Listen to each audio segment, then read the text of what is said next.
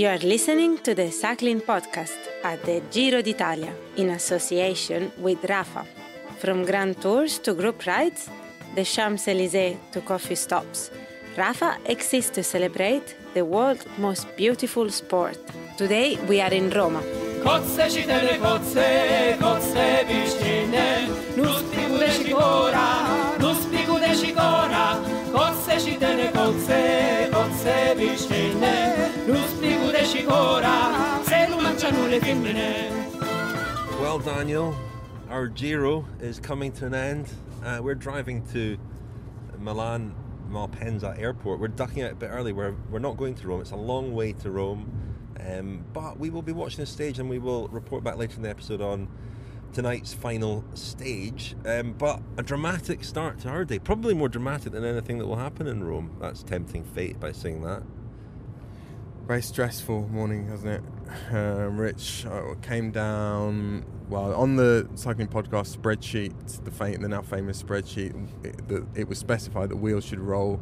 I think it was 9:15. I was down there. I was waiting for you. Didn't know where you were. Oh, I like that. And just as we started to pull away, there was some kind of veterans Crown Green bowling team, I think, staying in our hotel, and they were pointing frantically at our front wheel. And I thought that I'd just dropped some litter under the car, which stuff's always falling out my pockets.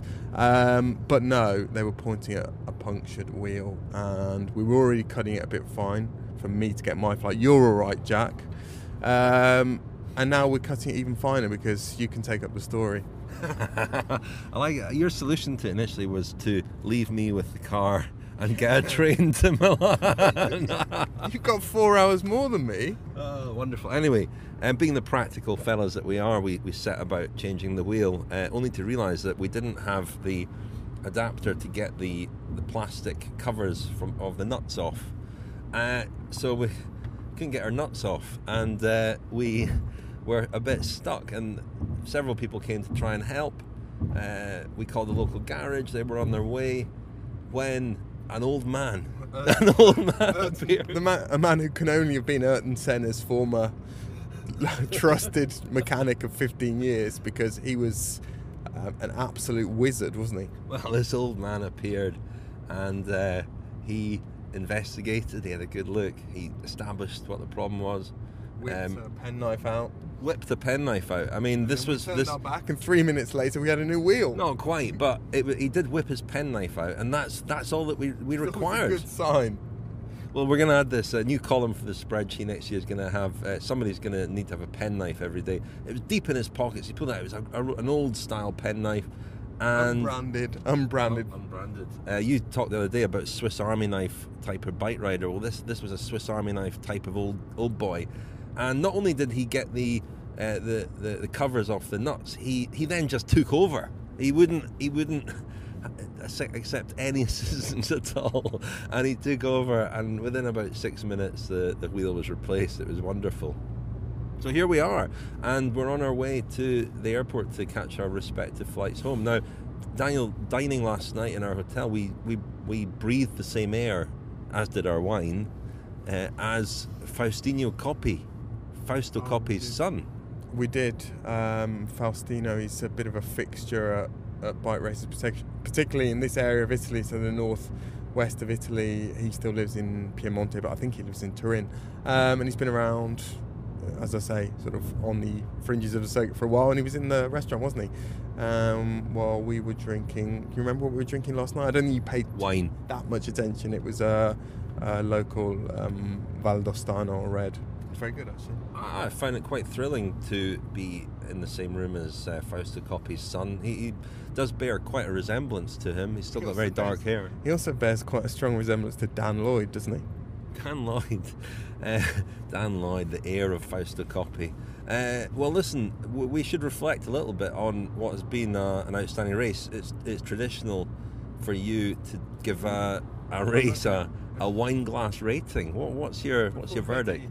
We've already just had our 30 seconds talking about wine in this podcast. No, I I can't reveal the wine glass racing until the end of the race, Rich, and the race hasn't finished yet. All sorts could happen tonight. Chris Froome could attack again from the gun, and he could have a terrible collapse, and Tom Dumoulin could take 40 minutes on tonight's stage in Rome. And as one of our colleagues, Matt Dickinson's just suggested, they could then step like gladiators into the Colosseum, and they'll either get a thumbs up or thumbs down, and Kenny Elissonde will win the Giro.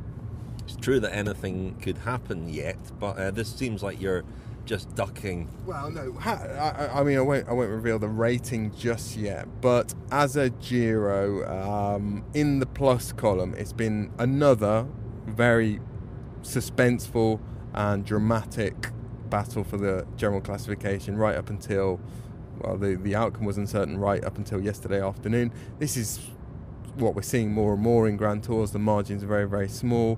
The organisers are scaling back the kilometres against the watch, against the clock, in the hope of maintaining this suspense right up until the death, and that's what's happening.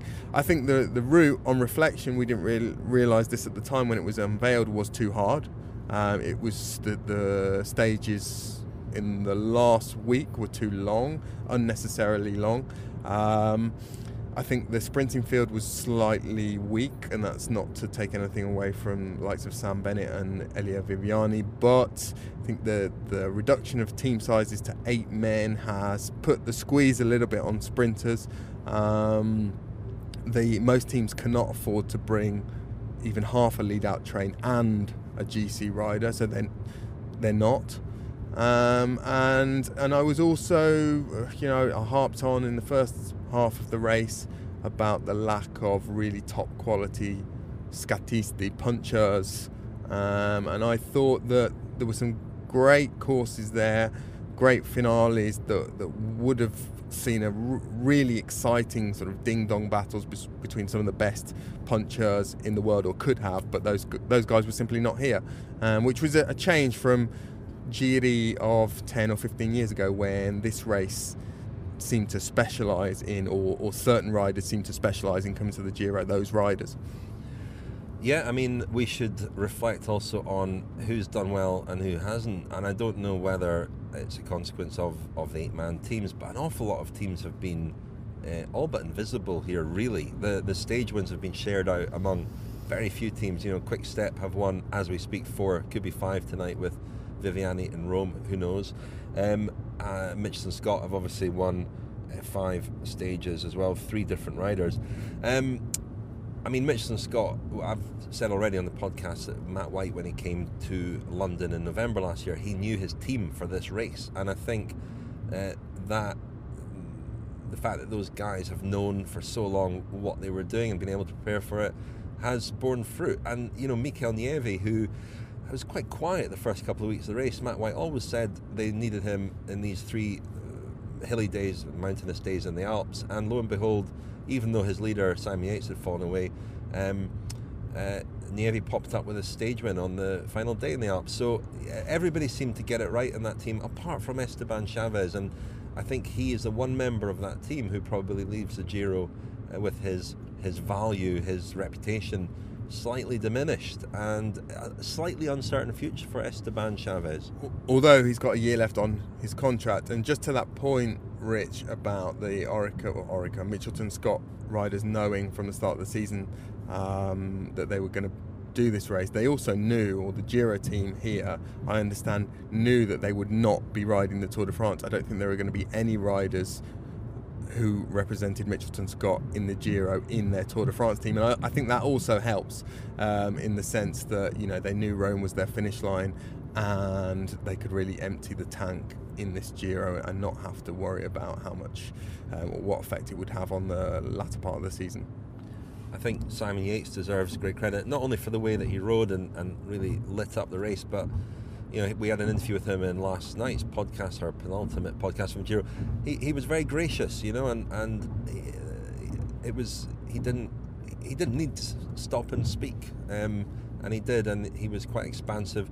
Another guy, Chris Juul Jensen, has been great throughout the Giro. As he said the other night, obviously it's easy to stop and chat when things go well, but when things don't go so well, he fronted up as well, and the whole team has been they've added an awful lot to this Giro.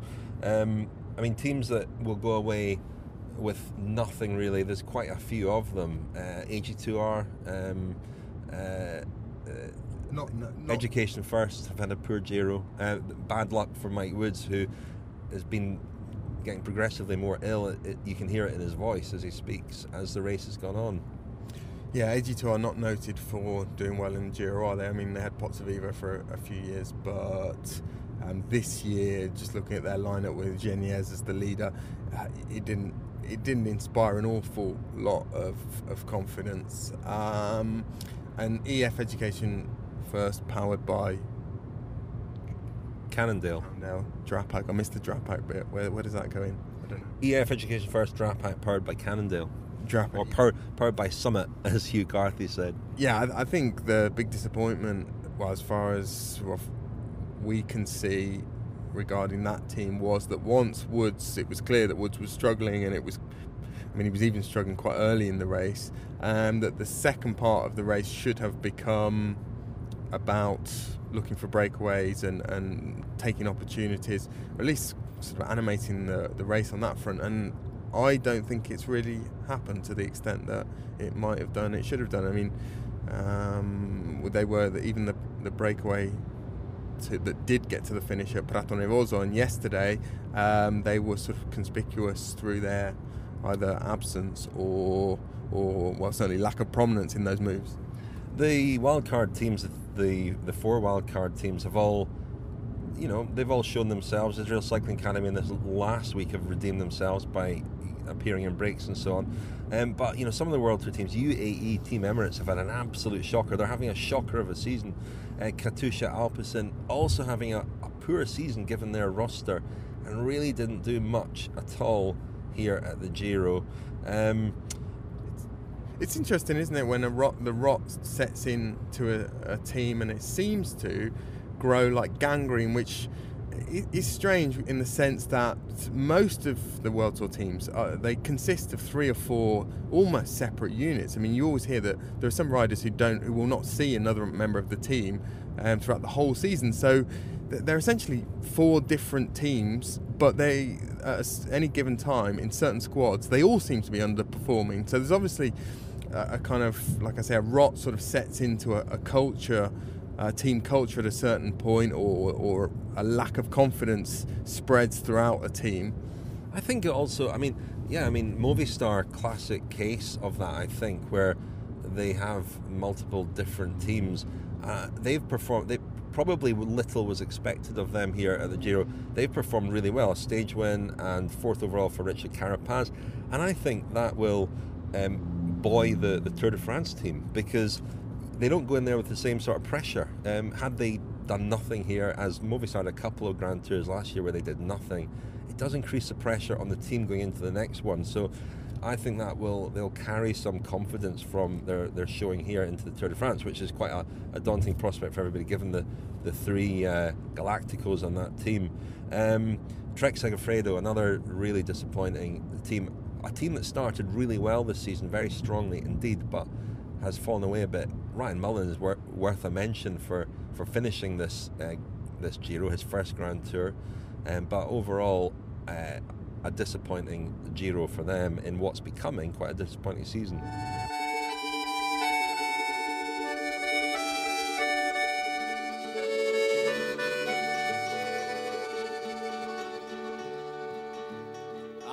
San Francesco. A community around the world. Stories and films with the most compelling characters. The world's finest apparel. Explore the world of cycling with Rafa.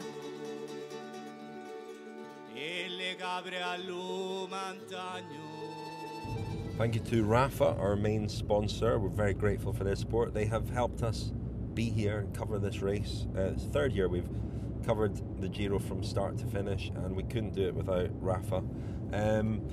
I took the unilateral decision yesterday of presenting. You're taking a unilateral decision? That's unusual. It's highly irregular, but Svein Tuft has been getting a lot of a lot of love, I suppose. It could be his last Grand Tour. He turned 41 during this Giro. A lot of people clamouring for him to be our overall Pedlar de Charme. He was second in the poll, in fact, to Simon Yates, but I saw him near the showers yesterday, and I decided... Honorary lifetime achievement, Pedlar de Charme. I felt it was worth something, so I gave him a Pedlar de Charme t-shirt, and we'll hear from him in a moment, and we'll hear from some other riders and people around the race as they reflect on what has been a memorable Giro. A couple of bits of business before I do that. We haven't been mentioning much. Our book, A Journey Through the Cycling Year, but that is available in all good bookshops and on Amazon in places like that. It's mainly diaries from the Grand Tours last year, and if you're missing the Giro this coming week, it may fill a little void. It has some guest chapters as well. Ciro Scognamiglio has penned a love letter to Filippo Pozzato. Francois Tomaso has written a couple of chapters. Orla Shinui, Fran Reyes, and it's hopefully it'll be a good read. Well, I think it's a good read. I'm biased, but there you go. It's coming out as an audiobook in a few weeks as well, so look out for that. Our latest Friends special will be released very soon. That is a recording of our live show in Hackney earlier this year. It's a bit of a bumper edition that includes bits that we recorded while we were touring around as well. So it comes in at just under 2 hours. But that will be available to friends of the podcast in the next few days.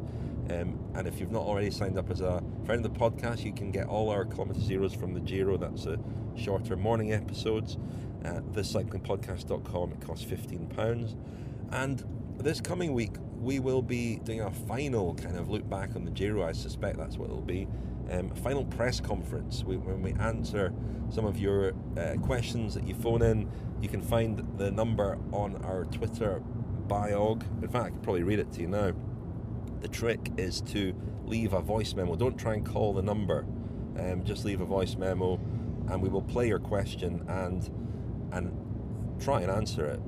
The number is +44 7971 338 205. That's +44 7971 338 205. Now, we spoke to some of the riders and other people around the race yesterday on our last day of the Giro, before and after stage 20, just to get some of their best memories and highlights of the race.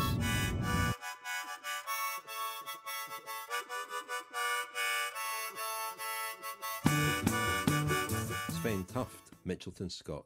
Yeah, it's been an incredible experience to be a part of this because we came in with high ambitions and everything was going that way. It was going better than we could have expected, and obviously the defense of the jersey it can also wear you down too, and that's everyone, the guy wearing the jersey, but also the whole team.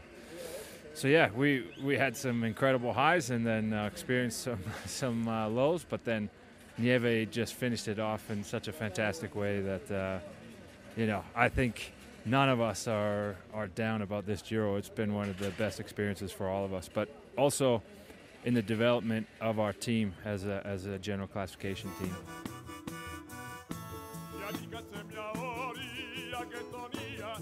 Davide Formolo, Bora Hansgrohe. I'm feeling better now. All is over.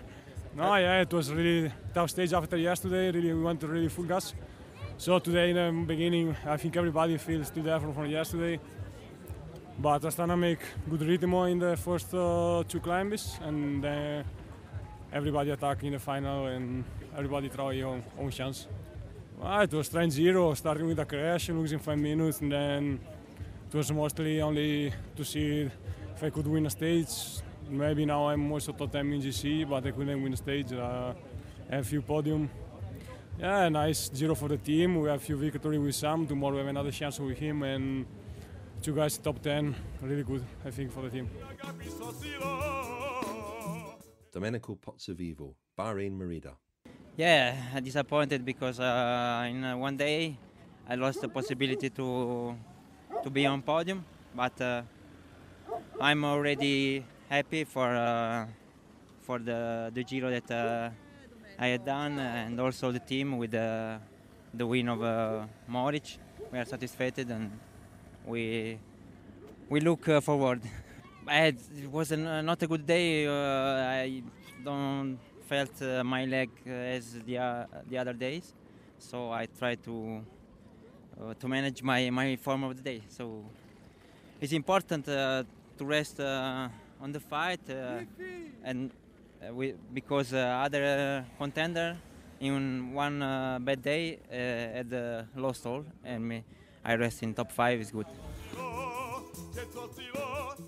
Chris Hamilton, Team Sunweb. And for me, it's an amazing experience. I like it. I mean, it's a second Grand Tour, first Giro, and to be a part of this team, you know, we're battling for the win. It's pretty special. I'm Alex Dowsett of Team Katusha Alpecin. I guess both time trials, like, it's no secret that I've sort of been, you know, not lived up to the potential that I showed in 2013. Not necessarily through. There's been a lot of bad luck over the last couple of years, but I felt like, especially the second time, like the prologue, I can do technical prologues. I'm good at technical. Competing with some of the world's best on days where you just have to slog it out for a sustained period of times hasn't. I'd say that's where weaknesses get shown out, and for me that was as a real positive result actually, just to be not far actually off the top guys at all. And, I think there's more to come. I'm in a really good place. I'm obviously happy to be towards the back end of the Giro, and being able to knock out that TT at the back end of the Giro is a good thing as well. So. And then there's obviously been a lot of suffering as well. Just getting through yesterday was a fight from start to finish. Really, I'm content with how I've done. Okay, I'm George Preila and I ride for Groupama FDG. Well, I got remembered every day by pain in the legs.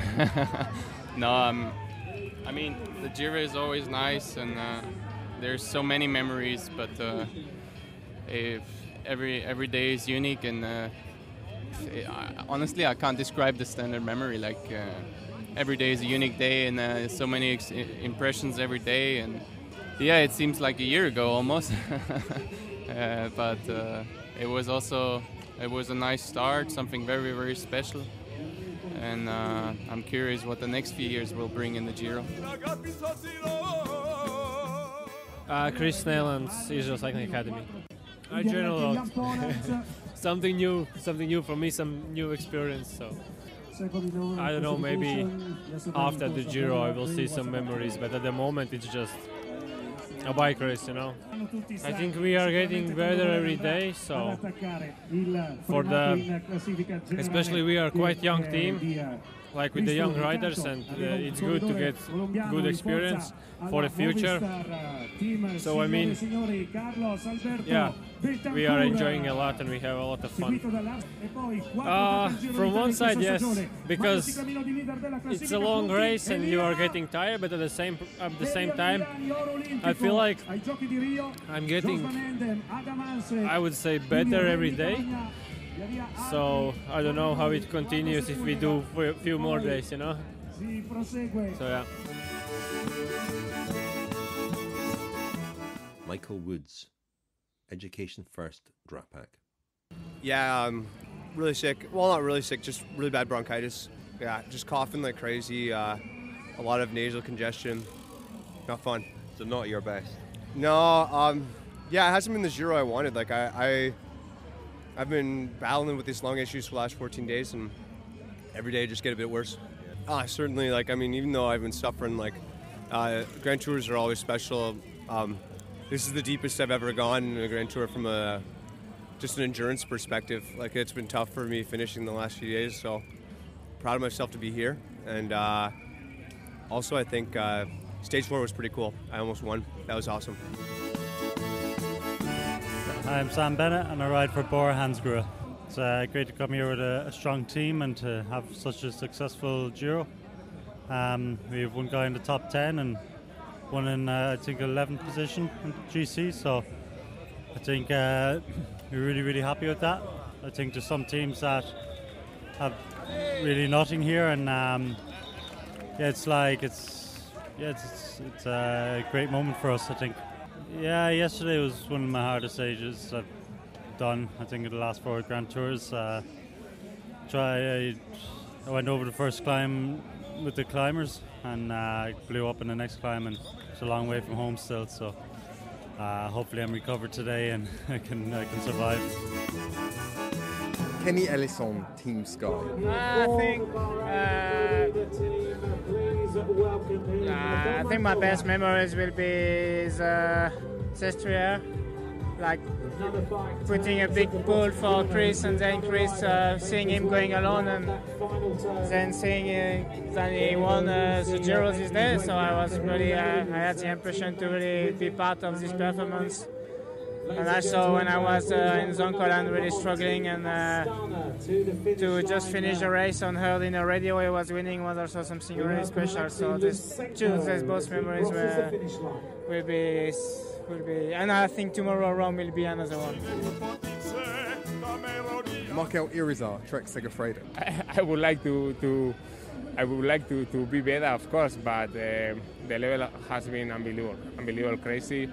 I am 15 years pro, and I am surprised that I think I have never seen such a high level. We have all the data, how I was going in the last years, and was unbelievable. I was in 2 breakaways. I would like to do it better, but there was not more chance to show yourself, because the level was high, the race was super fast. There was only one day that the breakaway made it to the finish. And we really tried, but it was not possible to get more for this race. I don't know, what are the best moments? Tristan Hoffman, Director Sportif, Bahrain, Merida.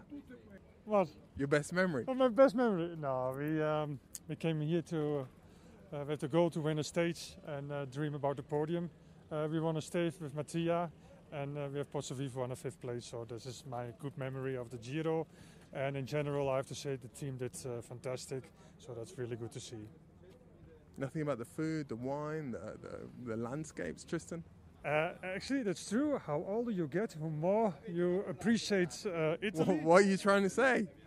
Do you know the name of this mountain we're looking at the moment? I have no idea. It's the Matterhorn. It's the second most famous mountain in the Alps. I just want to say that, the Matterhorn, it's impressionant. Oh, that's French, eh? No, I really enjoyed the Giro. What I said before, I really enjoyed the landscapes. I enjoyed to go to Israel. So for me, we go to Rome now. We have over there a good glass of wine and some more good food, and then we go home. Marco Pinotti, BMC coach. It's the final circuit in Iseo, the circuit that emphasizes what is Giro, what is about the Giro. A toboggan there with lots of people and crazy circuit, thunderstorm coming, racing under the sun with the thunderstorm in 2 kilometers. That was the moment I remember the most. Ben King, Dimension Data. Yesterday I talked to Bert van Linderman. I'd never spoken with him before, and he just said hello, and we talked about fishing for like 10 minutes, so that really helped pass the time. Looking forward to going back to America. Shoot, yeah, still have to get through tomorrow, but then spend some downtime and fishing pole and beer on the lake and just relax, absorb all this, and hit the second half of the season strong. Patrick Conrad, Bora Hansgrohe. My best memory of the Giro. Oh, they're good memories. I think the best memory was our stage win. Yeah, I think this was the most emotional point because we worked so hard for it. Already since last year, we worked really hard, and we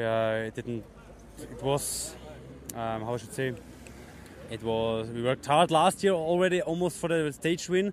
So this year we really, really won it, and we worked again really hard, and we finally made it. So this was I think this was my best memory. Yeah. And one place or one location that you discovered on the Giro that you really loved?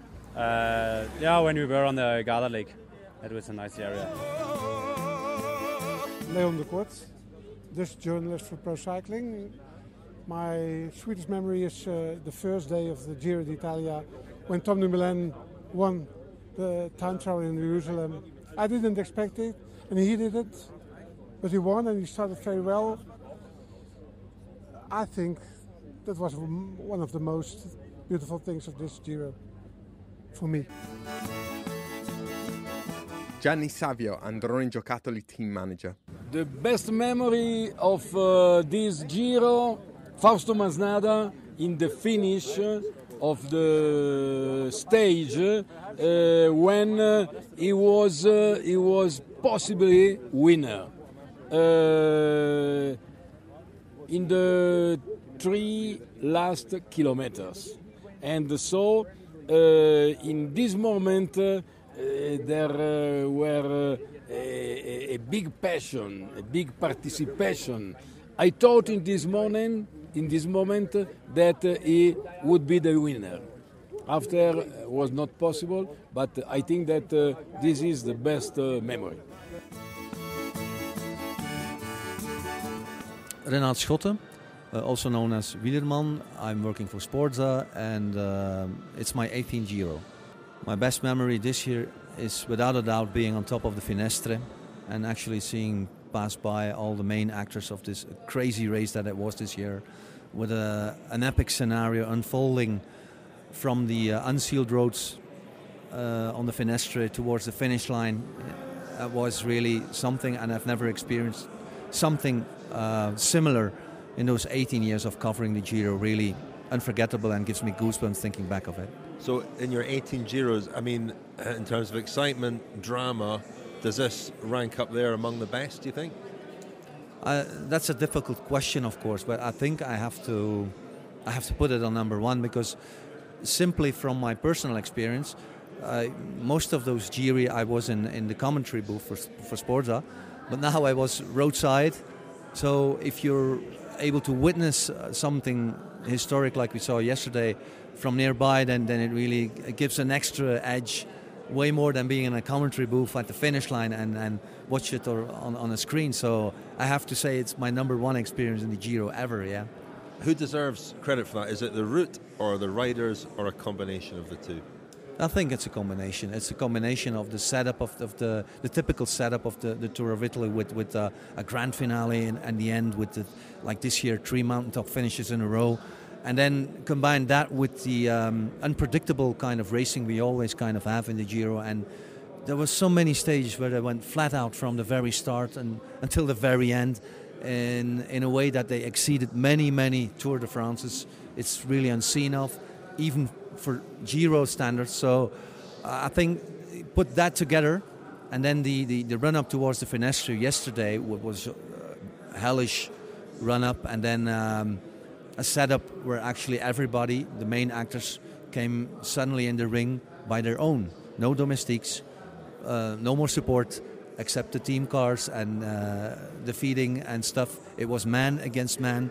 It was cycling at its purest, and I think that's the difficult thing for a lot of people to understand. The kind of cycling we saw on the Finestre and afterwards is the kind of cycling you don't see nowadays, because it really was man to man. And I would compare it with modern triathlon. That's also long distance efforts, individual, no slipstreaming and stuff usually allowed, especially in the Ironman. I think yesterday's stage was kind of the same, with a couple of tactical decisions in between. Dumoulin doubting, thinking of that Reichenbach. I don't know why.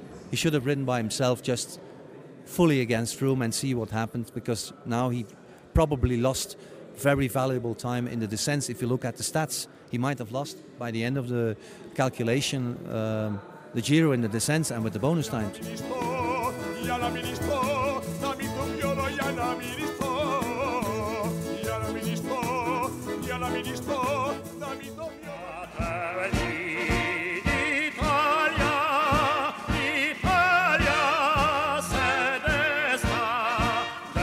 Ciao listeners. It's that time again, Ciro. Another Giro bites the dust. Where have the last 3 weeks gone? Has it felt to you like a long 3 weeks or a slow 3 weeks? Slow, especially the second part. You know, dear listeners, you really can imagine why. A good, really first part, because even in Israel, we went for the third stage on a beach, Eilat, the Red Sea, and the Sicily and the south of Italy.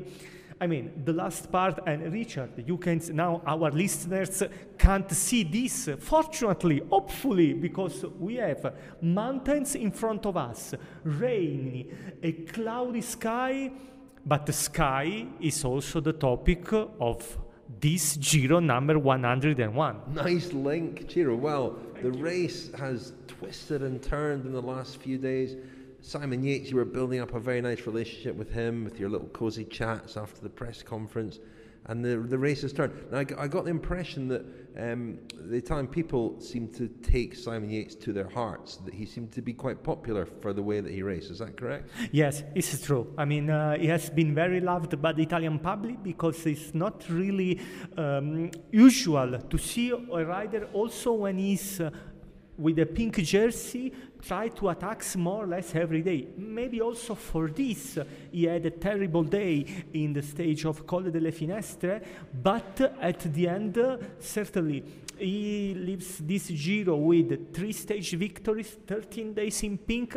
Better this way, in my opinion, than maybe to finish between the 5th and the 7th position, but without any victories or something like that. Indeed, and Chris Froome is the winner. How has that gone down with the Italian fans and the Italian media? Froome, you know, there is this cloud. We're beneath all these grey clouds, and maybe it's Chris Froome. Maybe this is Chris Froome's cloud that we're all under. Maybe it's because he's effectively won the Giro that we're all being rained on now. Who knows? But how did they take his performance on Friday to win that stage, and the fact that he's going to be the Giro winner? No, I mean, but very good. I have the impression that the Italian public suits him better than the French public, for example. I mean, we all of us, we remember some polemics during the last Tour de France with the public on the road against him. Here, I think there is a better feeling. Maybe also because, he started his career in a certain way in Italy, because before Sky he was at Team Barloworld, and he lived for 2 or 3 years before in the north of Italy, then in Tuscany. Every day there'd be huge support for Fabio Aru, big crowds around his bus. Pozzovivo is almost the forgotten one, isn't he? He doesn't get that same adulation. Yeah, it's true, exactly. I mean, in these years, certainly Nibali has been the star, also Aru after Nibali. Pozzovivo is always a little bit in the shadow, and it's a pity because, he is, in my opinion, a consistent rider. His 12th participation in the Giro. Certainly he has no stage victories this year, but a good 5th position in a Giro. We have to remember that I have the impression that the level of the stars has been really high, so a good result from him. And Davide Formolo crept into the top 10 today as well. Exactly. His progression, for the moment, is a good progression, but so far he's not able to do a step more. Not really. He's still 25, but for example, he's the same age of Simon Yates. Certainly he has the time, but from next Giro he has to do something more, in my opinion, because so far in his career, only 1 victory, a stage in Giro d'Italia 3 years ago, so he has to improve. What next for Ciro? Listeners, now I have big problems big trouble in the first part of June, because I'm obliged to remain in Milan at the office and then to go to my nightmare, Passo San Pellegrino, a training camp of Vincenzo Nibali. Dear listeners, you can imagine. Hopefully, after this, I will have more or less 8-9 days off, a preparation at the sea level, not in altitude, for the Tour de France. And for the Tour de France, I can imagine, Richard, a lot of cycling podcast again. Oh, we look forward to it, Ciro. We can't wait for you to join us in France. Thanks. For the moment, arrivederci. Arrivederci. Ciao. The Cycling Podcast is supported by Science in Sport. Independent research shows 10% of sports nutrition products would get a professional rider banned. Trust Science in Sport, the world's highest standard of banned substance testing. Thank you very much to Science in Sport for sponsoring the Cycling Podcast. A reminder that, as you can throughout the year, you can get 25% off all your Science in Sport products at scienceinsport.com. With the code SISCP25, and we are enormously grateful to Science and Sport for their support, which enables us to be here, or enabled us to be there, because I'm now back in London and I'm on the phone to friend of the podcast, always Lionel Birnie. Always, Rich. Hello, Lionel. Now, Lionel. Hello, everyone. Hello, everyone. Remember me? Yeah, it's not been that long. It probably feels like it, but does. I'm going to ask you for your reflection on the race in a moment. But you perform when I have a go at the tail of the Tapa, it only shows and throws into sharp focus what a great job you do of that. So can you tell me what happened today? Because I actually missed it. I was in the air at the time. Well, more or less I can, Rich. I actually went out for a bike ride this morning and was pretty tired this afternoon. I went out on my own. I rode about 80 kilometres just to see if it can be done by a human being, and it can. What, alone? Alone, a solo 80k ride this morning. I managed it. Over 3 calls? No calls at all. I mean, just short climbs in the Chilterns, obviously. Nothing significant. No, I was absolutely creeping at one point. It was I got my fueling all wrong. But anyway, so when I got... You didn't have people out on the route? I didn't. In high-vis vests? That's what I should have done, isn't it? I should have had people everyone's out. Doing that now. Yeah. Everyone's doing that now. Yeah, I'll rope a few people in for tomorrow.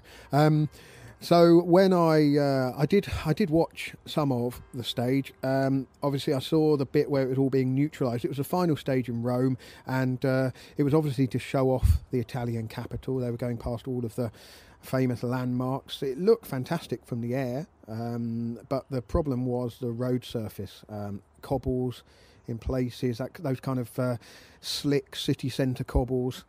There's some of the rest of the road surfaces look really uneven as well, and it was fairly clear early on that the riders weren't particularly enamoured with the idea of racing full bore over what was at places a very tight circuit as well. There were areas where it suddenly narrowed down because they were doing some kind of roadworks on the pavement or maintenance work to a building or whatever it was. But there were some really tricky parts to it, and we saw. Well, it's funny you should say that, Lionel, because it's been in the news quite a lot. The problems in Rome with even refuse collection and stuff and potholes.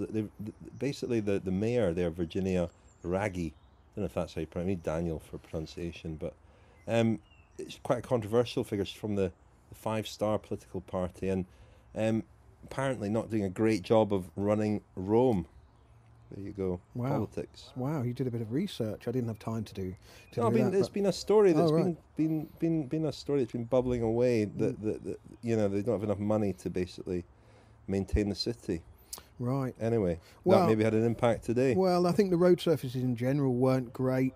There was also sections, where just a man with a flag standing on a traffic island and or a little island in the middle of the road. It didn't look like they hadn't given it the 5-star safety treatment, put it that way. And I think the riders decided fairly early on that they didn't want to race around it and risk their necks after what's been a pretty gruelling Giro. We saw Elia Viviani having a chat with the UCI commissaire. Then Viviani had a chat with Chris Froome, and then Chris Froome had a chat with the commissaire. And although I couldn't pick up from the TV exactly what was being said, it was fairly clear that they had decided to take the times for GC very early in the stage and really only race the last couple of laps. And so we had this quite surreal sight at the end of the race, the last of 25 kilometres, the last couple of laps, where anyone who was in it to try and win it and their teammates were in a front group, and Chris Froome and all the GC riders were in a much larger back group that quickly lost sort of 5 minutes, 6 minutes, then eventually well over 10 minutes. But it was a sprint finish, and the reduced size of the group probably made it a bit safer. It was kind of Quick Step versus Bora Hansgrohe, and Sam Bennett won his third stage of the race. Viviani was second. Between them, they've won 7 overall, and really cleaned up on the sprinting front. And so no changes overall, although Froome and co all came in, as I say, well down. Froome did his now customary crossing the line with all of his teammates, sort of arm in arm, and he won the Giro. He is the third rider after Eddie Merckx and Bernardino to hold all 3 Grand Tour titles at the same time, and the 7th rider of all time to win all 3 Grand Tours. 46 seconds gap over Tom Dumoulin. Miguel Angel Lopez, third place, and also the white jersey as best young rider. Froome also scooped the King of the Mountains, and Elia Viviani won the points. But it was all about Sam Bennett really winning a third stage. He's really been through the mill the last couple of days. He was interviewed on Eurosport afterwards and talked about how hard the last 2 days have been for him. You just told us that in the last part of this podcast, Lionel. There we are. You've got to bear in mind, I've not actually been listening to it. You're excused. But the whole kind of final day, ceremonial ride, the gloss was taken off a little bit, I guess, because it wasn't really a race. It was quite peculiar. It reminded me of that stage in Milan in 2009, which came at the end of the first week. The 2009 Giro was marking the centenary, wasn't it? 100 years of the Giro, and there was this city centre crit in Milan, and very similar problem really. The circuit was not deemed suitable, and they pretty much neutralised it right until the end and had a sprint, and Mark Cavendish won the stage. But there were stronger protests that day, I think, than today. I think Lance Armstrong was involved in that. That's his right. First Grand Tour back in his comeback. Yeah, and he was probably like, "Oh man, this isn't right. This isn't." I could be in Austin with a cold beer. Exactly, getting his arse handed to him on a plate around the streets of Milan. But today it was much more kind of convivial, really. I think everyone probably recognised that the riders had the whip hand here. They weren't going to be pushing on, and it was sensible, but probably not the finale that the Giro organisers were hoping for, I guess. A shame, a bit of a damp squib to end what has been a really thrilling 3 weeks. And it's funny when you're there and wrapped up in it. You don't have the distance or the perspective. We heard Renaat Schotte say that it's the best Giro he's been on in the 18 that he's covered. But I think already we can probably look on this as one of the great races, really. And I think there were so many twists and turns, and we've been, the last couple of days on the Giro have been strange in the aftermath of Froome's astonishing attack, and where he turned the race on its head, really. But I mean, you've been in touch with us a lot, Lionel, by text message, so on, and I've had the impression that you're feeling like you're missing out. What was it like following it from home, and what were your thoughts on what happened? Well, it's completely different. Obviously, you see a lot more of the actual nuts and bolts of the racing. You pick up a lot on little things that happen, but you feel detached from it. You're not inside, literally inside the bubble, picking up the stuff that people on TV can't see, which you guys obviously were doing, and it was really interesting watching Friday's stage unfold, in real time on TV. It was an astonishing performance by Chris Froome, and it was kind of everything that people have been crying out for in Grand Tour racing over the last few years. I mean, not the last few years, the last decade or so. These kind of exploits used to be the thing that made cycle racing, Grand Tour racing, the captivating spectacles of the summer. People would flock to radios or leave work early in order to catch up with what was going on the road, and the sort of the heroics would sort of magnify in stature that the less people could see, I guess. And here we had Chris Froome attacking with 80 kilometres to go, really an all or nothing attack to win the Giro. And it was just interesting to kind of be on the edge of a seat watching it and seeing the time gap and go up and seeing just exactly how he won it. You know, it was one of those ones, wasn't it, where he got the gap and just stretched it away gradually, and then really put that commitment, you know, really turned on the commitment on the descent and the valley road, by which time the hesitation behind had really shaped the rest of the afternoon. And then it was a case of whether Froome could maintain that gap, hang on, and do enough to win the race. And as a TV sporting spectacle, it was absolutely captivating. You know, can't describe it any other way. You know, it knocked Nibali's heroics a couple of years ago into a cocked hat, really, and that was pretty special at the time. But then, obviously, being here and not being there, and seeing the way that you know, particularly social media reacts, or people on social media, because I don't want to just lump everybody in together as having the same views, because you do see a wide range of views, but it is so split. People who don't like Chris Froome, don't like Team Sky, don't trust Froome and Sky, you know, really saw that as evidence that you know, it was a dishonest performance, and really the battle lines on that are drawn, and anyone who kind of sits in the middle with a sense of, well, we don't really know, is kind of being cast almost as an appeaser, which I think is a really unfortunate sort of turn of events. We're in danger here of losing something that is absolutely fundamental to the spectacle of watching these races. Well, absolutely, and and it changed the experience of covering the race too over the last couple of days. You know, we'd had a race, and suddenly we had a race that was again being won by Team Sky, and that completely sort of changed the narrative, if you like. But you're absolutely right. You know, the first tour I watched in its entirety, 1986, day one in the Pyrenees, Bernardino took off with one rider, Pedro Delgado, with a lot of favourites behind him, and gained over 4 minutes. He took off again the next day and gained another 4 minutes, and then lost it all towards the end of the stage. I mean, Eno was at a stage in his career similar to where Froome is in a way. The twilight years, he was gambling and taking risks that he hadn't taken earlier in his career, where he used to ride actually very, very conservatively and in a very calculating fashion. And Froome has never had to take these risks before. He's never been in a position before where he's had nothing to lose and everything to gain by trying a move like that. He's not had to do it. Here it was the win or nothing, you know, and he gambled everything on it. So we can't even. There's nothing to compare it to in his career, and a lot of people are calling it the best ride of his career. You know, and undoubtedly the most spectacular. What I'm trying to say is he's probably been capable of that before, but just not needed to do it. I mean, that's you know, and it is a part of a sort of wider trend that we've seen in the classics as well. Guys going from a bit further out. I mean, Philippe Gilbert at the Tour of Flanders last year, not a dissimilar distance. So it's kind of counterintuitive, but we are seeing some quite spectacular exploits.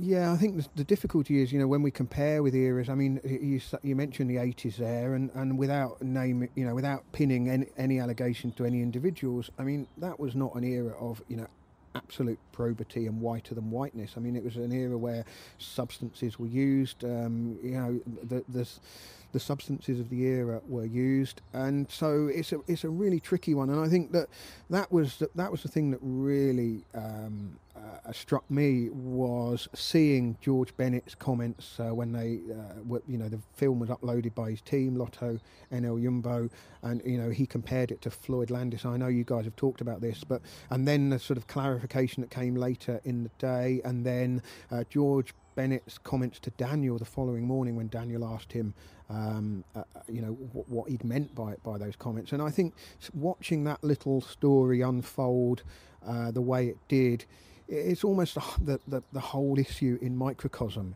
is that a comment will be seized upon to reflect a wider truth, whether that was intended or not, and then when there's a clarification, that will be evidence of a sort of sport-wide conspiracy and cover-up, and they would say that now. And I mean, just from having been in the bubble and just recently left it a few days before, I mean, that whole notion is preposterous. People don't operate like that. We're not, in my experience, in the bubble. Yeah, okay, it was an unguarded comment by George Bennett, and perhaps if he'd thought about the wider ramifications of comparing Chris Froome's ride to Floyd Landis's exploits in 2006, he might have thought, well, maybe I won't say that. But it doesn't necessarily follow that he was trying to draw a sinister conclusion, and then that was kind of all smoothed over again in a sort of cynical PR move the next day. I just don't swallow that line of questioning, but that now is being accepted as, that was what happened. That now is the narrative on that particular thing, and I think that's very unfortunate. And I also think that the continuing trend for analysing performances and using performance as a barometer. I mean, Chris Froome is, keep out of it the salbutamol adverse analytical finding from the Vuelta just for the moment, but I mean, his Grand Tour pedigree since 2011 has been pretty consistent and of a very high level. The people who argue that he came from nowhere prior to 2011, well, okay, we can debate that, but he hasn't, this hasn't been a flash in the pan period of Grand Tour results for Chris Froome. If anyone is going to be capable of that performance, it's going to be somebody like him. And I think it's unfortunate that we're in an era where you can look at the Giro and say, well, being strong for 2 weeks and cracking spectacularly is seen as suspicious by some, or having a rough time for 2 weeks, hanging in there and then coming on strong in the last week, that's seen as suspicious by some, or being roughly at the same level all through the 3 weeks is also seen as suspicious by some. I mean, we can't have it all ways, and I think we're denying ourselves the ability to evaluate these races on any kind of sporting, in any kind of sporting context if we continue with these kind of thought processes and patterns. Having said that, Chris Froome placed the Giro in a position by deciding to start. He's perfectly entitled to do so while this case is unresolved, but I do think that in hindsight, the cycling world, the authorities, the teams, and everybody who has an interest in the reputation of the sport probably should have got involved in how this case was being resolved a bit earlier, so that it can come to some kind of conclusion as soon as is possible. Absolutely. Sorry. No, I don't disagree with anything there. If you step back from it, you look at the final result, and Chris Froome has won the Giro by 46 seconds from Tom Dumoulin, and on the really critical stage, he gained just over a minute and a half on him on the climbs. And if you'd been told that at the start of the Giro, you'd have said that's certainly not unexpected. The result, the end result, is not unexpected. It's the way that it was achieved that was quite remarkable. I mean, it was Rich, but as you sort of discussed in the podcast, Froome, and when we talked about Simon Yates and his move on the stage to Sappada, what we see when one rider is absolutely committed to a move and the rest behind they've got the psychological doubt, they've got the mind games going on. There's split. They've all got something different to go for, and in the case of the stage on Friday, Dumoulin really was the only one who had to go for it. He was the only one trying to win the race. Yeah, everybody else could afford to play, for want of a better phrase, silly buggers, sitting in his slipstream. Sorry, I've been back in Blighty for too long. I've been drinking today. I know it's been a hot, sunny day. But Lopez and Carapaz got a bit of flack for not joining in. Well, what? This is pretty much page one of the tactics manual. They were competing in their race within a race, as we saw when they came to the top of the climb. It's kind of weird to extrapolate so many different conclusions from a set of circumstances when you can see the circumstances with your own eyes. Had those five all equally wanted to chase down Chris Froome, then it might well have been a lot closer, but that simply wasn't the case. Indeed. Well, Lionel, anyway, yeah, I mean, we're going to be talking about the Giro again in our midweek episode, our third press conference. I mentioned earlier you can call our number and leave a message, and me and Daniel, I think, are convening on Wednesday to do that, possibly Tuesday or Wednesday. So I'm sure there'll be other questions about this that we can. We'll be talking about this Giro for a long time, I suspect. And it was a fantastic race to be at and to witness. And I thoroughly enjoyed it. I think Daniel did, and hope you did too. Yeah, I certainly enjoyed the bit I did, and it had that kind of fear of missing out writ large, being home for the final week. It was it would have been great to have been there and witnessed it, but I saw a completely different version of the same story, if you like. You do get a totally different sense of it from TV compared to being there, and I listening to the podcast kind of filled in the gaps for me. Certainly it was an interesting week, to say the least. Well done, chaps. Okay, Daniel, I've tweeted EasyJet. If my flight is delayed, does that mean I can check my bag in a bit later, asking for a friend? Which I am. I would like you to have gone into more detail with that, Rich. Been a bit more specific, explained our... so maybe it's not just anybody, it's for Daniel Friebe. He's got a lot of Welsh fans. And, explain the specific circumstances. Well, because would that have meant that you would have had to confess to getting to breakfast or getting down to the car 10 minutes after the specified time on the spreadsheet this morning? Well, it's confusing this morning because you told me breakfast at 8:45, which was cutting it a little bit fine if you wanted to leave at 9. But you're keen to get home, aren't you, or to wherever it is you call home at the moment, because you're back in the institution in a few days. That's true. I've got 4. We were talking at breakfast, weren't we? I've got less than a week before I have to go to the Dauphiné. It's kind of like someone who's been in jail for an extended period and then leaves and goes straight to the nearest convenience store and tucks a bottle of gin under his trench coat just so he can get arrested again and get back in the institution. Well, Daniel, I wish you the best of luck with that. I hope you can get back to your island paradise, Majorca, I believe you're going, or is that confidential? So, and then you're back at the Dauphiné and straight back on that treadmill. We will speak before then because we're going to do, as I mentioned, our press conference midweek. Before we sign off from the Giro d'Italia, though, we need to say a few thanks. There are a few people to whom we're very grateful. Some of them help behind the scenes and they do a fantastic job for us. In particular, thanks to Jonathan Rowe, who is one of our producers, but also, and more importantly, the guy who runs our Friends scheme, answers all your technical queries, helps you get the Friends specials on your mobile device. We had an email commending our customer services department. Well, it's Jonathan. He's 24/7. He is available, I think. It seems like that anyway. And he does a fantastic job. We must say a very special thanks to Amara Terra, whose music has enlivened our coverage. I hope you'll agree. It's fantastic. We've got a good relationship with them now. Third year we've used their music, and it's great that so many of you seem to enjoy it. They've got a gig coming up in London actually next weekend. Have a look at their Twitter feed or somewhere for details of that. But they're a great band live, and we're hoping to do a show with them towards the end of the year. We'll let you know about that when we have some more details. Thanks as ever to Ciro Scognamiglio, our friend from Gazzetta dello Sport, who also helps to enliven our Giro d'Italia coverage. Thanks very much to our team of wonderful producers, Adam Bowie, Tom Wally, Will Jones, John Mooney, Paul Scoynes and Matt Field have all been producing episodes from this Giro d'Italia. Will Jones did a lot of the Kilometre Zeros, which sounded fantastic. Thank you to our main sponsor, Rafa, and to Science and Sport, whose support throughout the year helps us produce the weekly episodes and to come to the Grand Tours and cover them daily.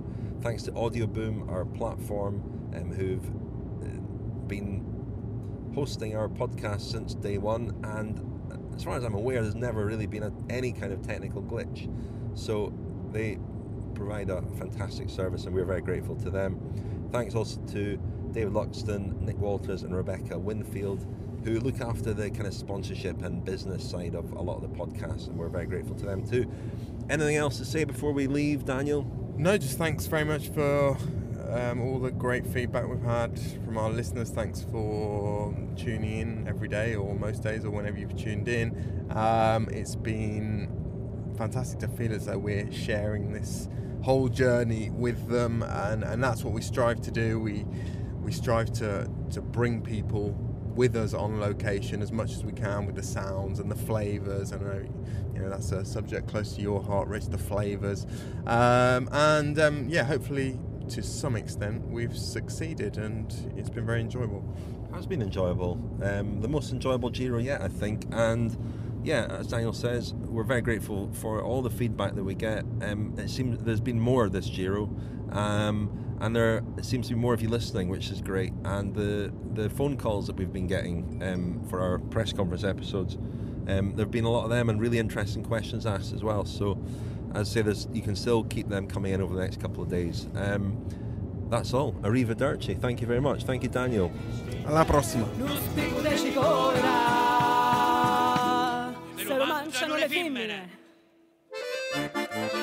A community around the world. Stories and films with the most compelling characters. The world's finest apparel. Explore the world of cycling with Rafa.